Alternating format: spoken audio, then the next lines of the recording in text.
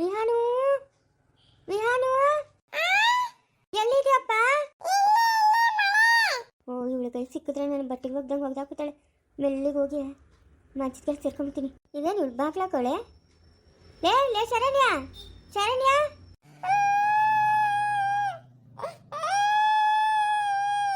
ಲೇ ರಾಧ ಯಾಕೆ ಹೇಳ್ತಾ ಇರೋದು?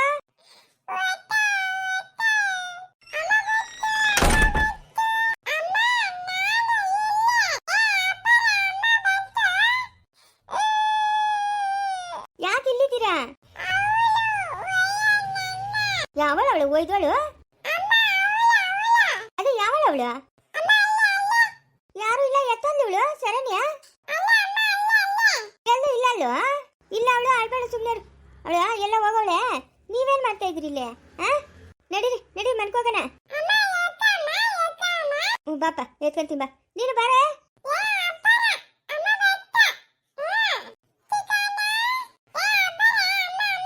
ಓ ನಡೀರೆ ನಿಮ್ಮ ಅಜ್ಜಿ ಹುಡುಕ್ತಾಳು ನಡೀರಿ. ಇಲ್ಲಿ ಬಂದು ಸೇರ್ಕೊಂಡ್ಬಿಟ್ಟಿದ್ದೀರಾ?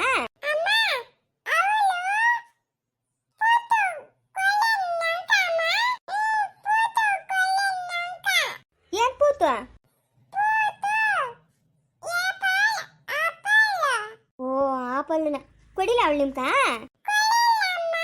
ಅವಳು ಸುಪ್ಪನಾತಿ ಅವಳು ನಡಿ. ಅಂತಿದ್ದ ಸುಪ್ಪನಾತಿ ಅಲ್ಲ ಅವಳು. ಕಡಿಮೆ ಆದ ಸುಪ್ಪನಾತಿ ಅಲ್ಲ ಅವಳು. ನಡೀರಿ ಮನ್ಕೋಕನ. ನೋಡಮ್ಮ ನನ್ನ ಮಗನು ಅಮ್ಮ ಅಮ್ಮ ಅಂತಾನೆ. ಅಮ್ಮಮ್ಮ ಮಕ್ಕಳು ಕರ್ಕೊಂಡು ಹೋದ್ಲಮ್ಮ. ಇವಳು ಕೈಗೆ ಚಿಕ್ಕಾಕೊಂಡಿದ್ರೆ ನನ್ನೇನು ಸುಮ್ಮನೆ ಬಿಡೋಲ್ಲ ಅವಳು. ಮೊದಲೇ ಬಜಾರ್ ಇವಳು. ಹೋದ್ಲಲ್ಲ ಕರ್ಕೊಂಡು. ಅತ್ತೆ ಅತ್ತೆ ಲೇ ಆಗಲ್ಲ ಮಗು ಚಿಕ್ಕವನೇ. ಹೂನಮ್ಮ ಚರಂಡಿ ಮನೆಗಿದ್ನು. ಅವಳು ಬಂದು ಕೆಣ್ಕೋಗಿದ್ನು.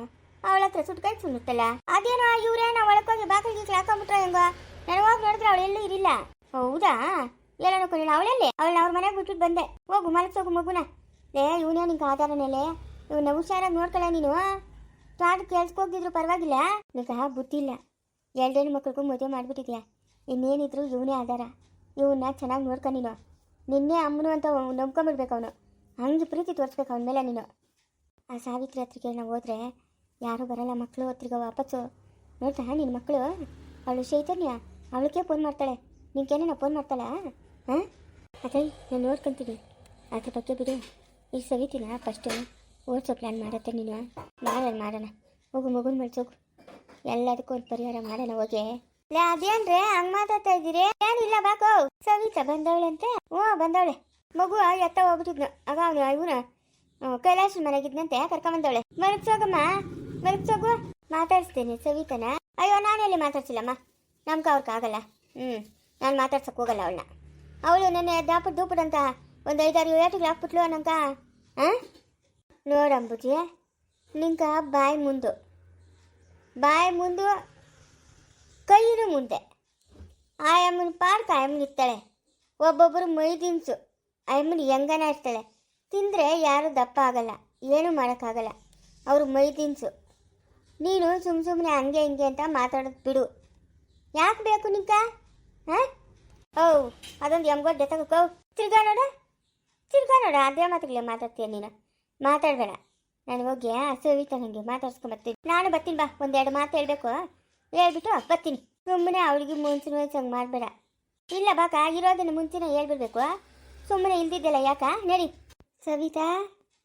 ಸವಿತಾ ಬಂದೆ ಅತ್ತೆ. ಏನು ಮಾಡ್ತಾ ಇದೆಯಮ್ಮ? ಅಂಬು ಜೊತೆ ಕೂತ್ಕತ್ತೆ. ಇರ್ಲಿ ಪರವಾಗಿಲ್ಲ. ನಮ್ಮ ಮತ್ತೆ ಊಟ ತಂದು ಕೊಡ್ತೀನಿ ಅಂತಂದ್ಲು. ಅದಕ್ಕೆ ಏನು ಮಾಡಿಲ್ಲ ಅತ್ತೆ. ಸುಮ್ಮನೆ ಕೂತಿದ್ನಿ. ಅಲ್ಲಿಂದನೇ ತಂದ್ಕೊಡ್ತಾಳಂತೇನಾ?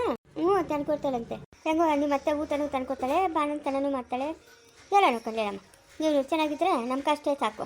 ಹಂಗೇನಿಲ್ಲ ಅತ್ತೆ, ನೀವೆಲ್ಲ ಇದ್ದೀರಲ್ಲ ಅತ್ತೆ. ನನ್ಗೆ ಅದೇ ಧೈರ್ಯ. ಅಯ್ಯೋ ನನಗೆ ವಯಸ್ಸಾಯ್ತು. ಎದ್ರೆ ಕೂತ್ಕೊಳಕ್ಕಾಗಲ್ಲ, ಕೂತ್ಕೊಂಡ್ರೆ ಎದ್ದೇಳಕ್ಕಾಗಲ್ಲ. ಮೊಣಕಾಲು ನೋವು. ನನ್ನ ಕೈಲಾಗಲ್ಲಮ್ಮ. ನನ್ನ ಕೈನಾಗಲ್ಲ. ಮನೆಯಾಗ 4 ಜನ ಮಕ್ಕಳು. ಅವಳು ಸಾವಿತ್ರಿ ಬೇರೆ ಒಂದು ಮಗುನ ಸಾಕೊಂಡವಳೆ. ಇವು ನನ್ನ ದೊಡ್ಡವನ ಮಗನು, ಇನ್ನು ನನ್ನ ಮೊಮ್ಮಗಳು 2 ಮಕ್ಕಳು. ರಾಮನಿಗೆ 2 ಮಕ್ಕಳು. ಅವ್ರನ್ನ ಸಾಕೋದೇ ನನಗೆ ಸೇರೋತದೆ. ನಿನಗೆಲ್ಲಮ್ಮ ಬಾಣಂತನ ಮಾಡಲಿ ನಾನು? ಇಲ್ಲ ನಾನು ನಂಬ್ಕೊಂಬೇಡಮ್ಮ. ನಮ್ಮ ಅಕ್ಕನಿಗೂ ವಯಸ್ಸಾಗದೆ. ನಮ್ಮ ಅಕ್ಕನ ಕೈಲಿ ಆಗಲ್ಲ ಬಿಡು, ಕೂತ್ಕೊಂಡಿರ್ತಾವೆ ಇರ್ತಾಳೆ. ನಿಮ್ಮ ಅತ್ತಗೆ ಹೇಳ್ಬಿಡಮ್ಮ ಬಾಣಂತನ ಮಾಡು ಅಂತ. ಅತ್ತೆ ಯಾಕತ್ತೆ ಹಿಂಗಂತೀಯ?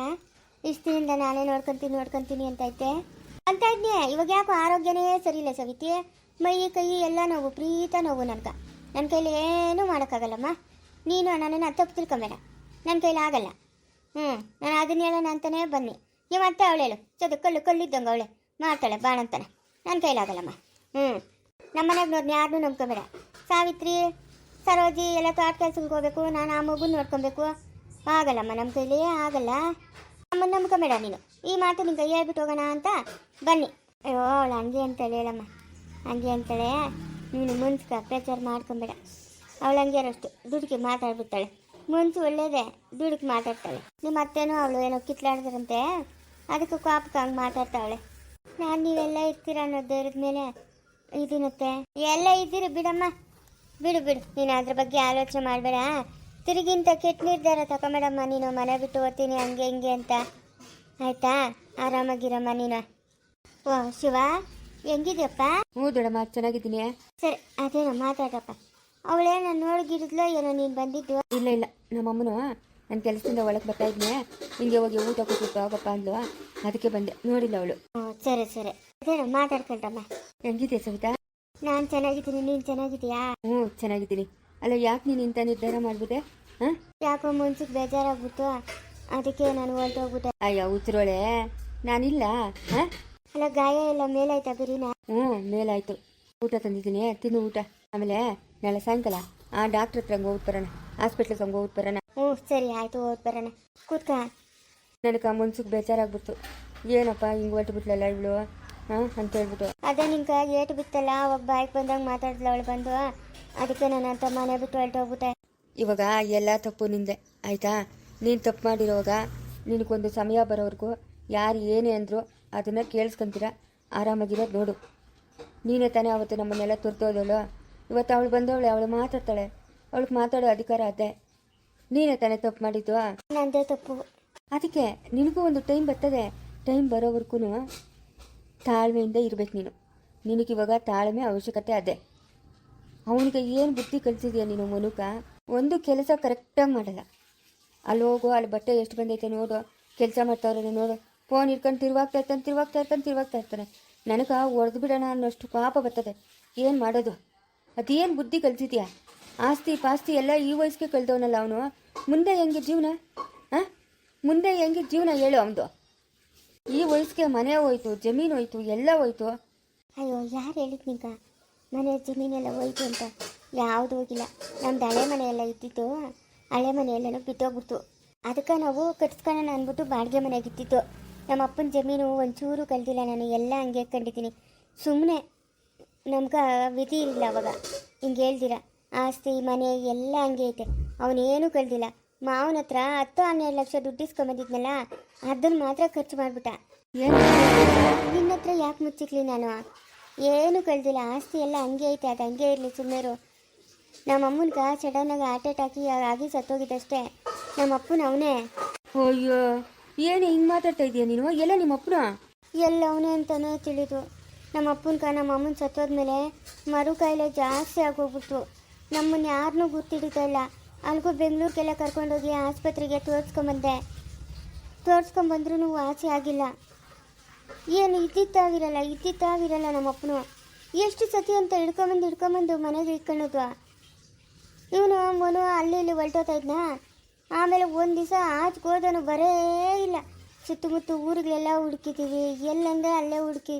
ನಂಗಂತೂ ಬೇಜಾರಾಗ್ಬಿಡ್ತು. ಪೊಲೀಸ್ ಕಂಪ್ಲೇಂಟ್ ಕೂಡ ಕೊಟ್ಟಿದ್ದೀನಿ, ಬೇಕಾದ್ರೆ ಸಿಂಚೂನ್ ಕೇಳು. ಅದು ಎಲ್ಲೋ ಅದನ್ನು ಏನಾಗೋನು ಇವತ್ತಿಗೂ ತಿಳಿಯೋದೇ ಇಲ್ಲ. ಜೀವಂತವಾಗ ಅವನು ಇಲ್ಲೋ ಹೇಳೋರೇ ಇಲ್ದಿರ ಆಗೋಗ್ಬಿಟ್ಟವ್ರೆ. ಹೋಗು, ಎಲ್ಲವನೋ ಏನು ಕತೆನೋ.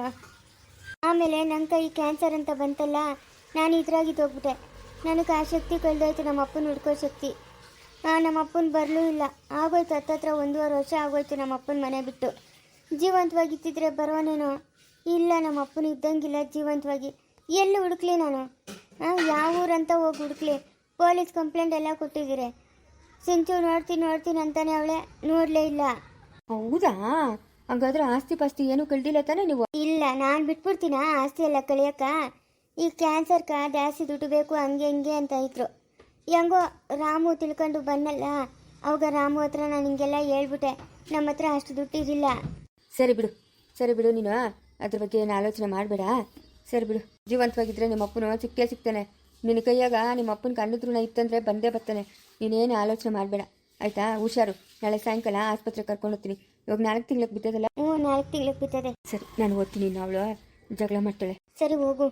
ಒಬ್ಳೆ ಮಲ್ಕೊಳಕ್ಕೇನು ದಿಗ್ಲಿಲ್ಲಲ್ಲ? ಇಲ್ಲ ಇಲ್ಲ, ಎಲ್ಲ ಇಲ್ಲೇ ಅವರಲ್ಲ. ಮಾವನು ಓಡಾಡ್ತಾ ಇರ್ತಾನೆ, ನಿದ್ದೆ ಬರಲ್ಲೇನೋ.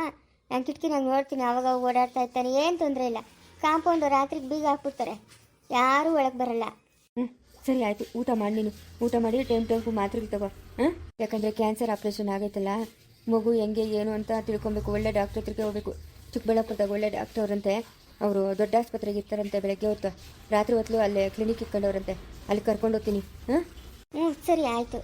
ಊಟ ಮಾಡಿ. ನಾನು ಓದ್ತೀನಿ. ಅವಳಕ್ಕಿನ್ನ ನಂಗೆ ಹುಷಾರಾಗೈತೆ ಅಂತ ಏನೂ ಗೊತ್ತಿಲ್ಲ. ನಂಗೆ ಹುಷಾರಾಗಿಲ್ಲ ಅಂತಲೇ ಅನ್ಕೊಂಡವಳೆ.